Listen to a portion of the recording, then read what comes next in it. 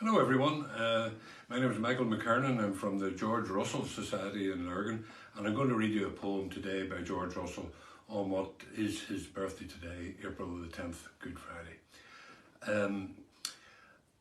Russell was a lot of things. He was a poet, he was a painter, he was a publisher, published Joyce the first time, he was an economist, he was many things, but poetry was one of the things he did throughout his life. And he started his poetry writing with William Butler Yeats. The two guys met at art college when Yeats was 19 and Russell was 17, and for most of the next 10 years they actually wrote poetry together, across the table from each other, swapping verses, etc., before Yeats went on to become famous in all the literary community in London and so on. Russell wouldn't go to London, Yeats did, and his career in poetry took off, became famous. Russell just wrote poetry because it gave expression to the visions and feelings that he had, and it was more a pleasure than a career.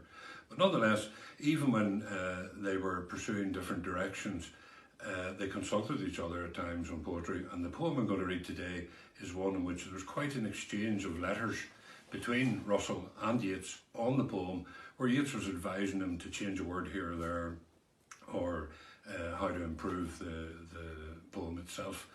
And amusingly or interestingly, Yeats recommended that he drop the last verse, and Russell took on one or two of his amendments but refused to drop the last verse of a 5-verse poem.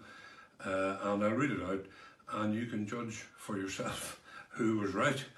But it's one of those poems that Russell did in a rural setting. He believed that we were never far once you were in a rural setting among the mountains and the bogs and lakes, especially in the west of Ireland.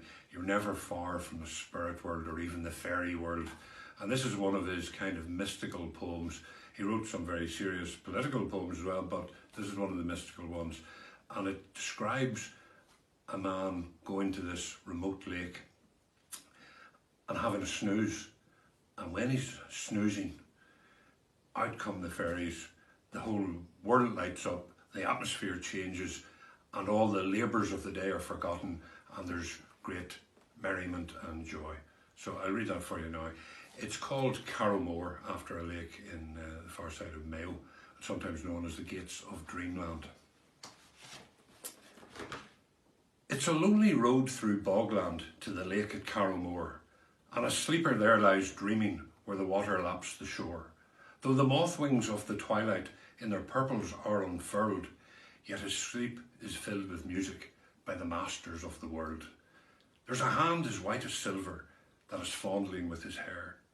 There are glimmering feet of sunshine that are dancing by him there, and half-open lips of fairy that were dyed a fairy red in their revels where the hazel tree its holy clusters shed. Come away, the red lips whisper, all the world is weary now. 'Tis the twilight of the ages, and it's time to quit the plough. Oh, the very sunlight's weary ere it lightens up the dew, and its gold is changed and faded before it falls to you. Though your Colleen's heart be tender, a tenderer heart is near. What's the starlight in her glances when the stars are shining clear? Who would kiss the fading shadow when the flower face glows above? 'Tis the beauty of all beauty that is calling for your love.